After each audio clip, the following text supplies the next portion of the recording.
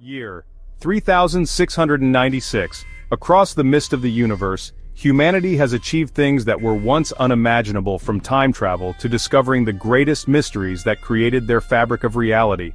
A great scientist named Opal is working in her laboratory, and at last her latest creation is finally complete. Through this device, people can change their dreams to their desires, and they can even go into others' dreams. She goes to the cafeteria for some tea after this great achievement, and suddenly her dream alteration device is knocked down into the time machine, and a mishap happens, intertwining the fabric of these two machines. When Opal finally returns from her break, she is met with electric shocks running across the room, and she gets zapped into space-time and is sent back into the year 2026. Now she does not have any of her tools with her, so she cannot return to her time period, but she is determined to reach back to her time period. Hence she sits on the bench of a park wondering what to do.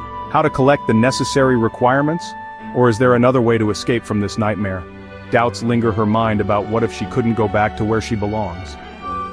As she was drowning in her thoughts, suddenly a cute furry friend appears in front of her eyes, relieving her from stress. She plays with the dog for quite a while and then is approached by her owner.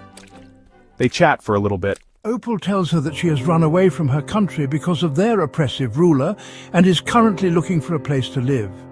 The owner, Quen, moved by her strength, offers her to live with her. Opal gratefully accepts her offer and discovers that Quen works for NASA and is willing to help her with research works, as she is an expert in this field. Quen is working on her research on the new species discovered in Egypt. Opal also tries to help her out as much as she can, but soon enough she notices something strange. A secret society named Illuminati.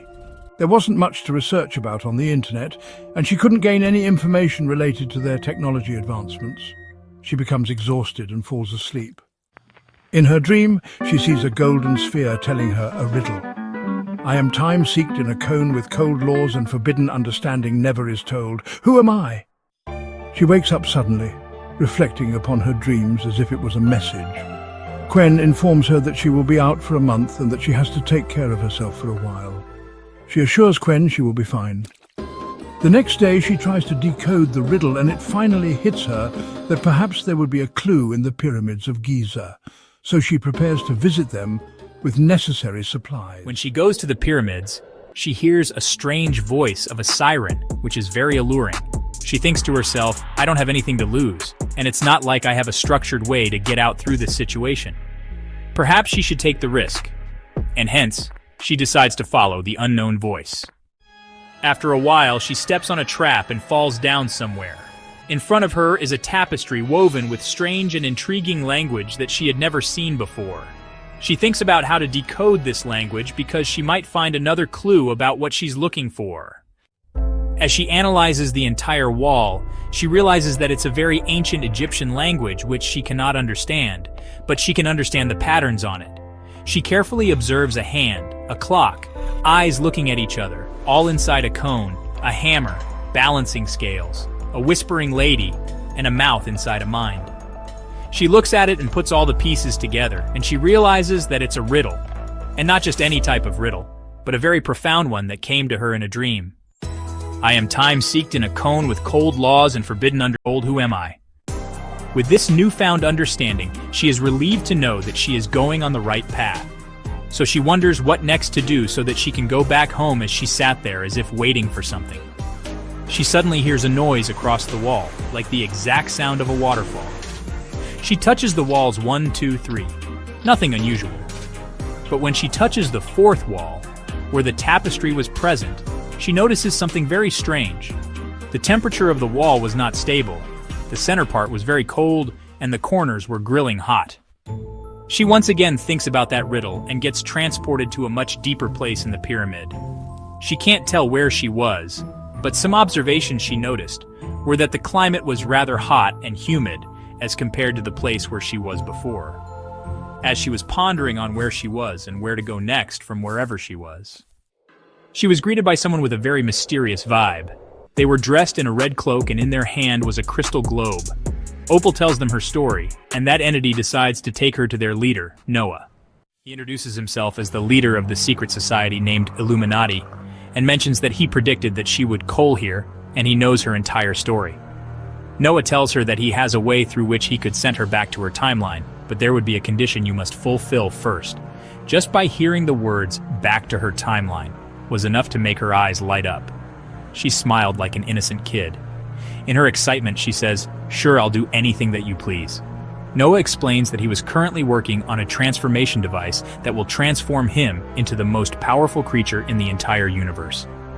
When Opal examines that device, she pauses for a bit and said that these materials and technology used for this device are certainly not from this era. She questions him about his true identity and his purpose with the device, if she would be able to fix it. Noah claims that he is also not from this timeline, and is from another world. He continues, "Secondly, if you will finish this, I'll use this to save the world from the coming disasters." The generals discuss in quiet whispers, knowing that's a lie.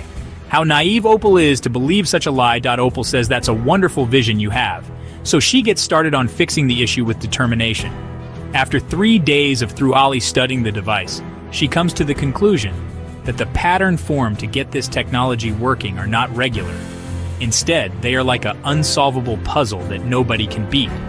Hence, she starts to make such a piece, and after the hard work of months, the device is finally ready. She comes to this good news to Noah, and he praises her exceptional abilities. Now she asks for the time machine so that she can finally go back home.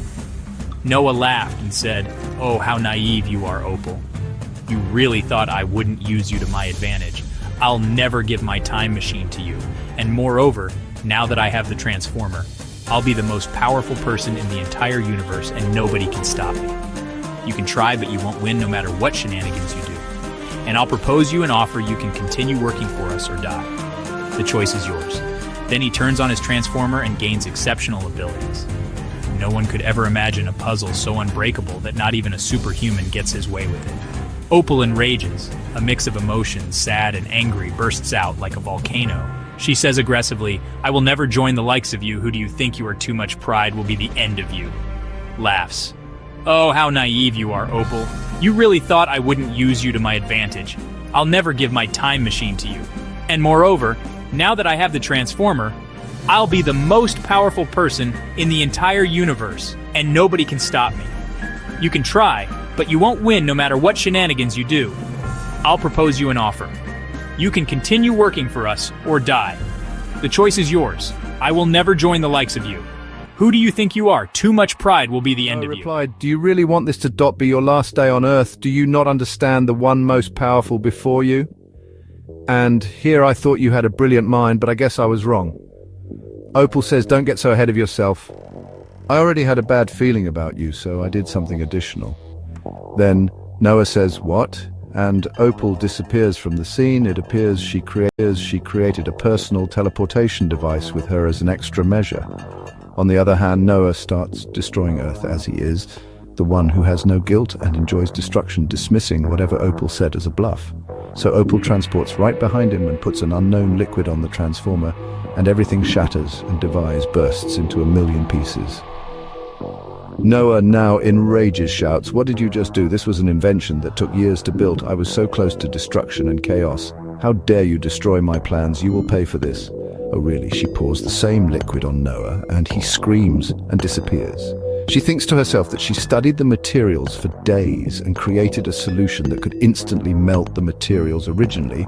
She made this in case there was any mistake occurrence in the creation of such a powerful device. Though she did not know what could happen, but she had a feeling from inside that something was needed to be created to stop if the device ever malfunctions. And even though she couldn't predict what would happen, she was glad she made it. And now out of the sky, a white ball comes to Earth, so bright, and Opal remembers it from the vision she saw in her dream. The dream device. As soon as she touches it, everything went white for a moment. She wakes up at her desk and asks her coworkers about the dream device. They all look at her with blank faces, having no idea what she's talking about. Then, one of them says there's no such thing and suggests she go home and rest. Perhaps she's just exhausted. Opal says no, I swear it existed, but nobody believed her. Soon, she started to think maybe it was all really a dream and she was just too tired. So, she decided to head home early. As she goes to her office to grab her stuff, she turns off the light and strikes, and she sees a figure that resembles Noah, holding her dream device.